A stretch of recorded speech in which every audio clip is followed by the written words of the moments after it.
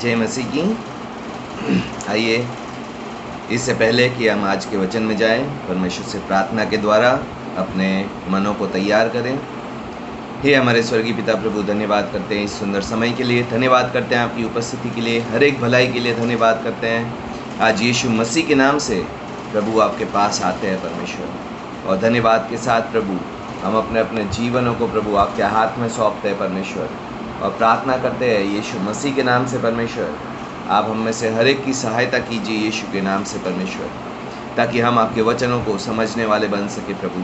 आज प्रभु जो वचन जिस उद्देश्य से आप भेजना चाहते हैं हमारे जीवनों में परमेश्वर, वो वचन हमारे जीवन प्रभु उस उद्देश्य के साथ ग्रहण करने वाले, और प्रभु अपने अंदर लेकर फलदायी भूमि की तरह परमेश्वर उस वचन को फलवंत बनाकर प्रभु 30 गुना 60 गुना 100 गुना फल लाने वाले बन सके यीशु मसीह के नाम से। हम धन्यवाद करते हैं, विश्वास करते हैं प्रभु, हर एक बोझ, हर एक चिंता, हर एक बात जो प्रभु आज हमारे मनों को प्रभु घेरे हुई है, यीशु के नाम से वो हटने वाली बन सके। और आज प्रभु यीशु मसीह के नाम से आपका वचन आकर प्रभु हमारे जीवनों में प्रभु ज्योति लाने वाला बन सके, बदलाव लाने वाला बन सके, आपके सामर्थ्य से काम करने वाला बन सके यीशु मसीह के नाम से। हम धन्यवाद करते हुए, विश्वास करते हुए ये सारी प्रार्थना यीशु मसीह के नाम से मांगते हैं, आमीन। इससे पहले कि आज हम अपने वचन में जाएं, मैं जब नया नया विश्वास में आया और मैं हर बार किसी भी परमेश्वर के सेवक को प्रचार करते सुनता था, तो मेरे मन में एक सवाल ज़रूर आता था कि मैंने भी ये वचन पढ़ा, बहुत बार पढ़ा, मैंने भी ये कहानी पढ़ी, मैंने भी परमेश्वर की इस घटना को वचन से बार बार पढ़ा है, लेकिन परमेश्वर ने जो इस सेवक से इस वचन को समझाने के लिए जिस तरीके से बात की, मैं आज तक उस वचन को उस तरीके से क्यों नहीं समझ पाया। क्यों परमेश्वर ने मुझे उस वचन से, जैसे उस सेवक से बात की, जैसे उस सेवक को समझ दी, मुझे क्यों समझ नहीं। और ये सवाल मेरे मन में कई सालों तक चलता रहा, लेकिन धीरे धीरे जब परमेश्वर मुझसे बात करने लगा, तब मुझे ये बात समझ में आई। और आज ये सीक्रेट, या तो ये गुप्त बात जो शायद आपके मनों में भी सवाल हो कि परमेश्वर ने इस सेवक से या इस व्यक्ति से इस वचन से इतना खुलकर बात कैसे कर ली, और मुझसे वो इतनी खुलकर बात क्यों नहीं करता, या मुझे वचन की इतनी गहरी समझ क्यों नहीं है, या परमेश्वर के वचन से मैं अपने जीवन में ये बात क्यों नहीं समझ पाया। तो आइए इन सभी सवालों के जवाब के लिए आज हम परमेश्वर के वचन से एक पैसेज पढ़ेंगे, जिसमें परमेश्वर चाहता है कि हम उसके वचन की गहराई की समझ रखने के लिए कुछ बातें करें। आइए हम पढ़ते हैं मरकुस चैप्टर 4, मार्क चैप्टर 4 वर्स 34 और उसका 34 वचन। ठीक है, मार्क चैप्टर 4 वर्स 34, मरकुस चैप्टर 4 उसका 34 वचन। और वह दृष्टांतों के बिना उनसे कुछ नहीं बोलता था, परंतु एकांत में अपने चेलों को सब कुछ समझाता था। यीशु मसीह का संसार में काम करने का जो तरीका था, वो सबसे बातें करता था, लेकिन क्राउड या पीपल या भीड़ की भीड़ से वो दृष्टांतों में बातें करता था, और वो लोग सुनते थे यीशु के वचन, लेकिन समझ नहीं पाते थे कि ये दृष्टांत यीशु क्यों कह रहा है, ये दृष्टांत यीशु ने क्यों कहा। लेकिन जब चेले अकेले होते थे, तब यीशु सिर्फ और सिर्फ चेलों को उनके साथ अकेले रहने के समय पे उनको दृष्टांतों की समझ देता। आज संसार से हर एक विश्वासी अविश्वासी से यीशु बात करता है, लेकिन दृष्टांतों के द्वारा। इसीलिए कई बार कई नई विश्वासी, इवन कई पुराने विश्वासी भी कहते हैं हमें परमेश्वर का वचन समझ में नहीं आता पास्टर जी, हम क्या करें। और उसका जवाब जो है, परमेश्वर यीशु मसीह के साथ अकेले बैठना सीखें। क्योंकि यहाँ वचन में लिखा है, जब चेले अकेले थे यीशु के साथ, तब उसने सब दृष्टांतों को खुलकर समझाया। और ये अकेले रहने का समय प्रतिदिन हमें परमेश्वर के साथ तय करना होगा। और मैं आपको इतना तक कहूँगा कि जितना आप समय परमेश्वर के साथ निजी रूप से अकेले बिताते हैं, उतना ही परमेश्वर खुलकर आपको वचन की समझ देगा, उतना ही वचन को आप गहराई से समझ पाएंगे, उतना ही परमेश्वर के वचन में परमेश्वर क्या बात करना चाहता है वो खुलकर बात करेगा। आपने कितने ही अच्छे प्रचार, कितने ही परमेश्वर की गूढ़ बातें, राज की बातें वचन से सुनी होती। इवन मैं एक जगह पढ़ रहा था कि जो मोटिवेशनल राइटर होते हैं, जो जीवन जीने का उत्साह देते हैं, ऐसे राइटर 10 में से 9 जो है वो परमेश्वर के वचन को सीधा सीधा कोट करते हैं और उससे जीवन जीने के तरीके सिखाते हैं। और ये बात समझनी ज़रूरी है कि परमेश्वर के वचन की समझ में बढ़ने के लिए हमें परमेश्वर के साथ निजी रूप से अकेले प्रतिदिन बैठना पड़ेगा। इसमें ना सिर्फ परमेश्वर आपको अपनी वचन की गहरी शिक्षा देगा, परमेश्वर 2 काम करता है जब हम अकेले परमेश्वर के साथ निजी रूप से एकांत में प्रतिदिन बैठने का फैसला करते हैं। एक, परमेश्वर अपने आप को आपको समझाता है। दूसरा, परमेश्वर आपको अपने आप को समझने में सहायता करता है। और आप कहेंगे पास्टर जी कैसी अजीब बात कर रहे हैं, क्या मैं अपने आप को नहीं जानता? हाँ, ये सच है, मैं अपने आप को नहीं जानता। कई बातों में मैं एग्जाम्पल के द्वारा, उदाहरण के द्वारा समझाऊंगा कि मैं अपने आप को इतना अच्छी तरह से नहीं जानता जितना परमेश्वर जानता है। मैं किस परिस्थिति में कैसे बर्ताव करूंगा परमेश्वर को पता है, मुझे नहीं पता है। और जब परमेश्वर के साथ मैं अकेले बैठता हूँ तो परमेश्वर जो है वो मुझे अपने विचारों को, इच्छाओं को, अपने बोलने के, सोचने के तरीके के बारे में परमेश्वर बात करता है। परमेश्वर मुझे अपने आप को समझने में सहायता करता है। और फिर उसके बाद जब मैं देखता हूँ कि हाँ, मेरे जीवन में ये कमी घटी है, ये समस्या है, ये इश्यू है, ये चरित्र में खामी है, या तो इस बात में मैं कमज़ोर हूँ और मैं परमेश्वर से सहायता मांगता हूँ, तब परमेश्वर का वचन मुझे कैसे बदलना है उस क्षेत्र में वो वचन से समझाता है। इसका मतलब एक तरीके से कि मैं बीमार हूँ, परमेश्वर मुझे अपनी बीमारी दिखाता है और फिर वचन से मैं कैसे ठीक कर सकता हूँ वो बीमारी या वो समस्या, वो कमज़ोरी, वो बताता है। तो इसलिए जो विश्वासी लोग परमेश्वर के साथ अकेले नहीं बैठते, ना वो अपने आप को अच्छी तरह से जानते हैं और ना ही परमेश्वर के वचन को अच्छी तरह से समझ सकते। ठीक है,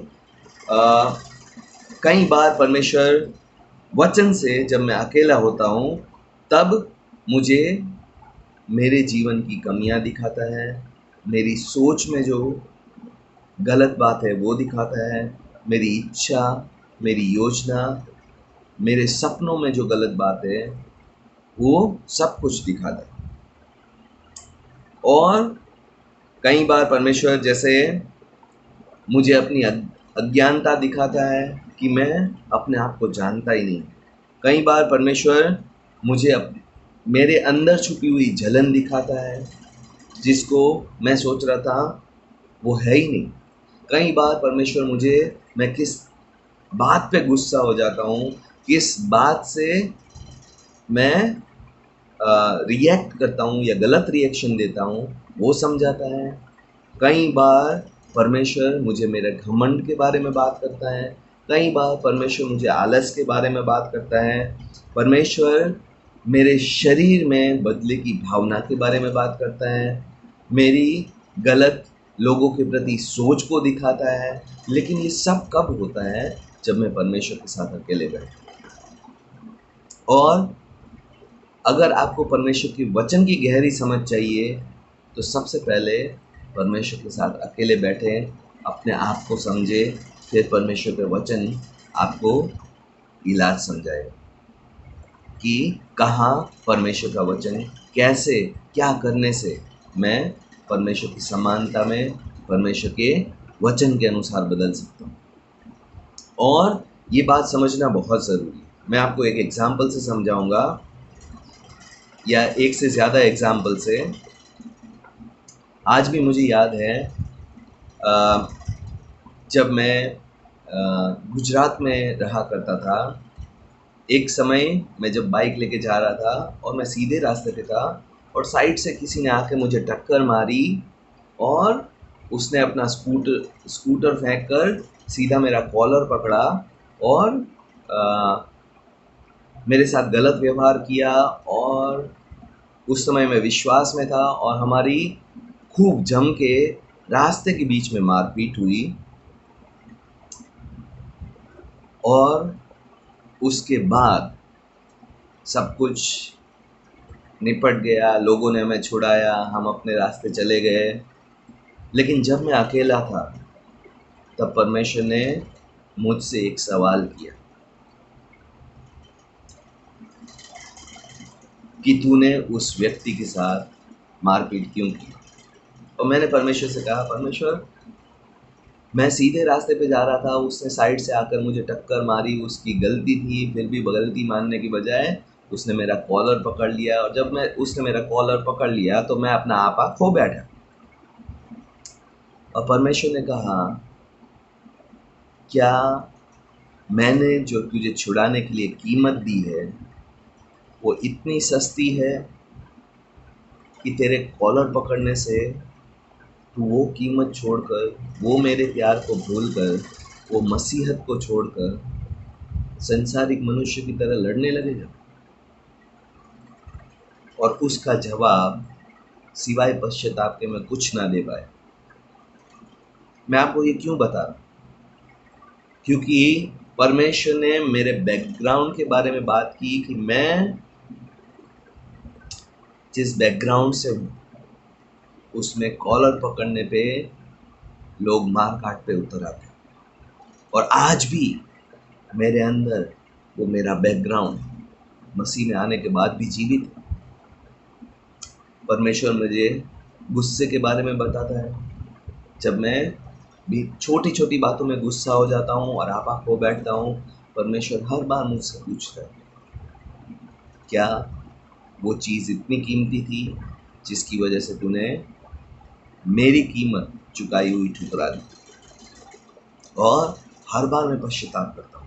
हर बार परमेश्वर का वचन आकर मुझसे बात करता है कि अपने गुस्से में पाप ना कर। जब मैं लोगों के बारे में उल्टा सीधा बोलने लगता हूँ, परमेश्वर का वचन कहता है, guard your heart, guard your mouth. तेरे जीवन से, जैसे वचन कहता है, एक ही नलके से मीठा और खारा पानी नहीं निकल सकता।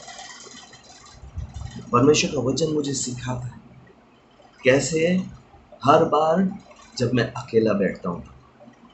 और भाई और बहनों, अगर आप भी वचन सीखना चाहते हैं, वचन की गहराई तक पहुंचना चाहते हैं, तो पहले अपने आप को परमेश्वर को जांचने दीजिए अकेलेपन।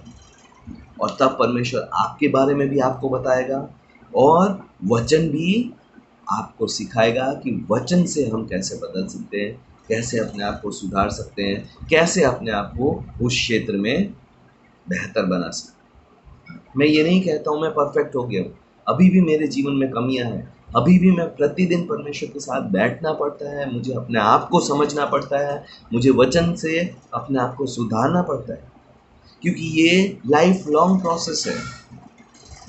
मैं कभी भी ये नहीं कह सकता कि मैं पूरा सुधर गया, मुझ में कोई पाप नहीं रहा, मुझ में कोई गलत बात नहीं।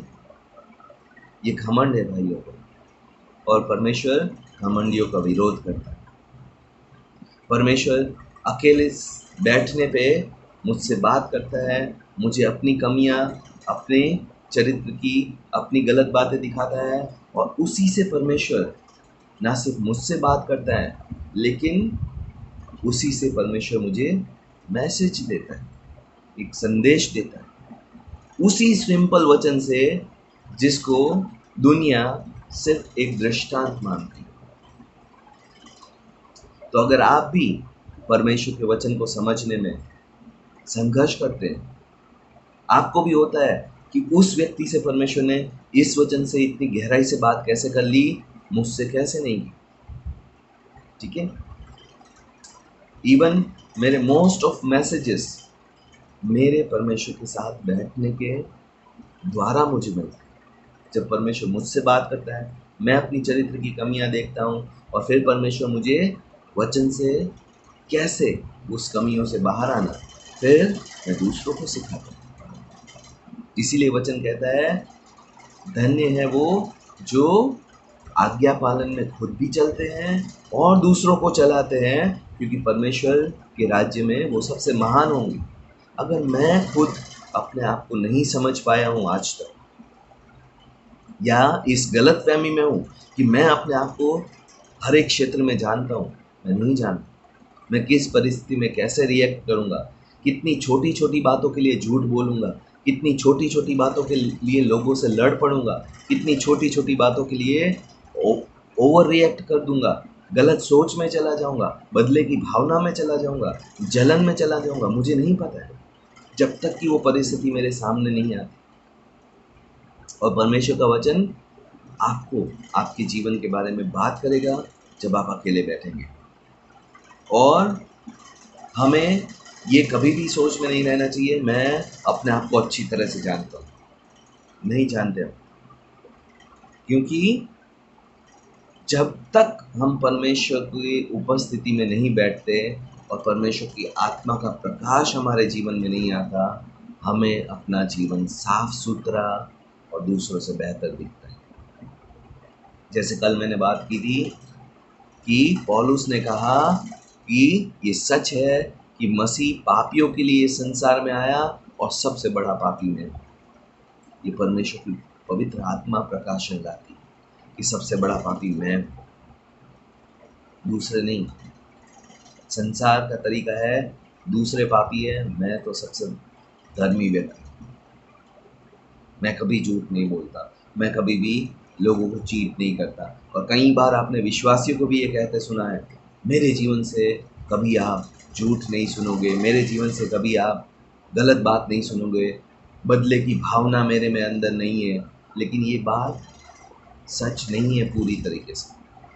सही परिस्थिति पे आने पे हम छोटी छोटी बातों के लिए झूठ बोलते हैं, सही परिस्थिति आने पे हम छोटी छोटी बातों में बदले की भावना रख लेते हैं, छोटी छोटी बातों के लिए हम लोगों से जलने लगते हैं। किसी का ड्रेस देखा, किसी के शूज़ देखे, किसी के एसेसरीज देखी, किसी का फ़ोन देखा, किसी का ये देखा, किसी का वो देखा, हम में जलन फटाक से आ जाती है और हम कहते हैं हम बहुत सुधरे हुए मसीह।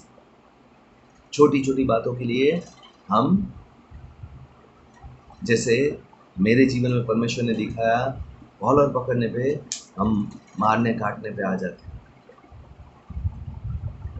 आज हम सभी के जीवन में कमज़ोरियाँ हैं और हम सभी को परमेश्वर की उपस्थिति में बैठकर परमेश्वर के वचन में समझ में बढ़ना है कि कैसे परमेश्वर के वचन के द्वारा मैं उस कमज़ोरियों को अपने जीवन से हटा पाऊँ। और ये प्रतिदिन परमेश्वर धीरे धीरे धीरे धीरे, जब आप रोज़ बैठते हैं, जितना आप रोज़ बैठते हैं उसी के अनुसार परमेश्वर अपना वचन आपको गहराई से समझाएगा।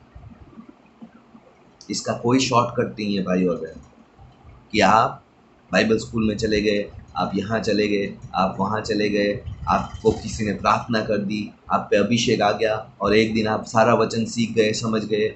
ये कोई शॉर्टकट नहीं है।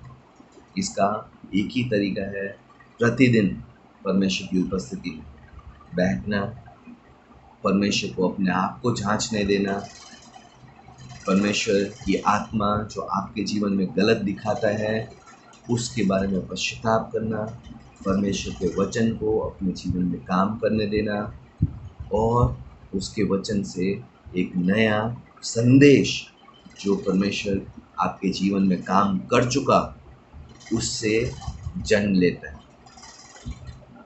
इस तरीके से परमेश्वर के लोगों में परमेश्वर के वचन की समझ आती है और ये समझ मैं चाहता हूँ आप में से हर एक के जीवन में आए।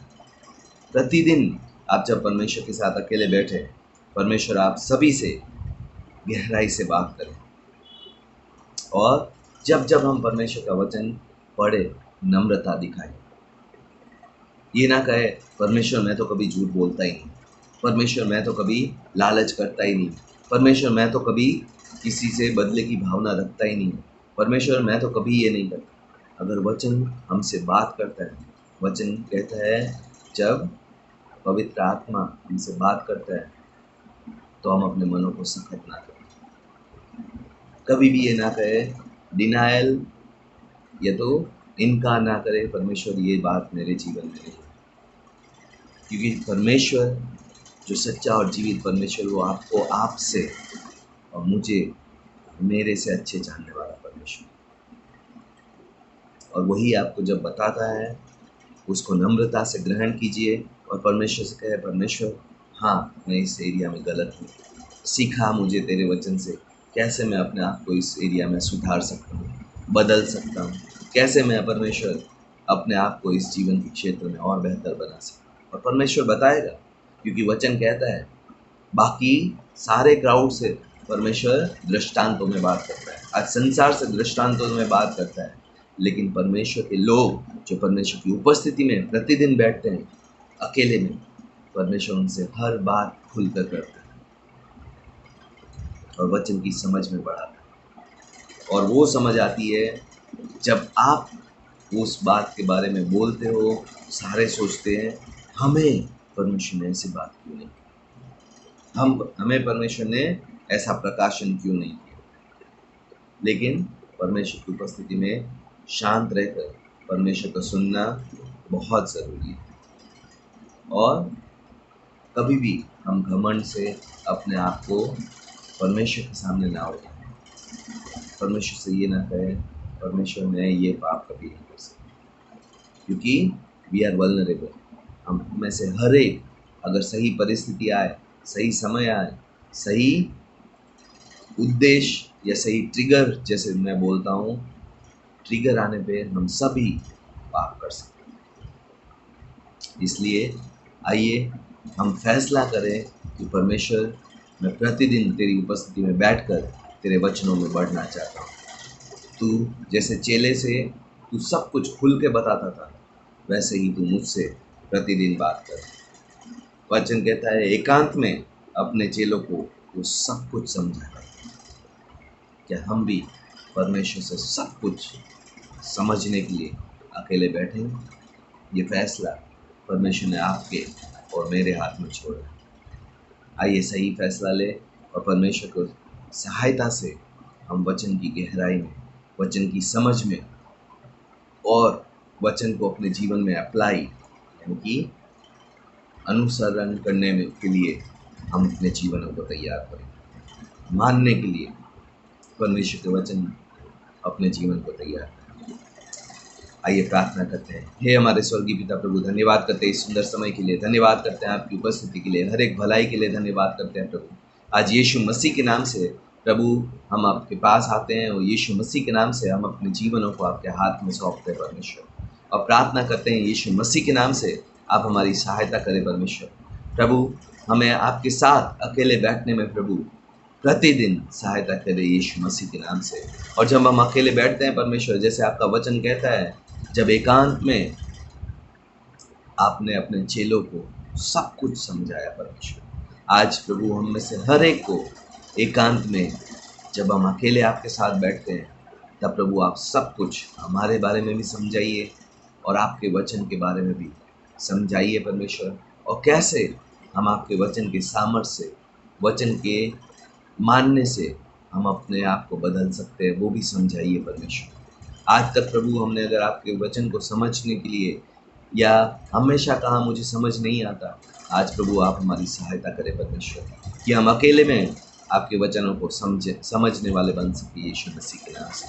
आपकी आत्मा की सामर्थ आए परमेश्वर जब हम अकेले आपके साथ बैठते हैं परमेश्वर, और आप हमें वचन की गहराइयों तक ले जाइए, हमें अपने जीवनों की सच्चाइयों तक ले जाइए परमेश्वर, हमें अपने चरित्र की सच्चाइयों तक ले जाइए परमेश्वर। और प्रभु हम जब आप हमसे बात करें, हम नम्रता से आपकी बात सुनकर मानने वाले बन सके यीशु मसीह के नाम से। धन्यवाद करते हुए, विश्वास करते हुए प्रभु अपने आप को आपके हाथ में सौंपते हुए प्रभु यीशु मसीह के नाम से ये सारी प्रार्थना मांगते हैं, आमीन। परमेश्वर आपको आशीष दे करे। God bless you, God B with you.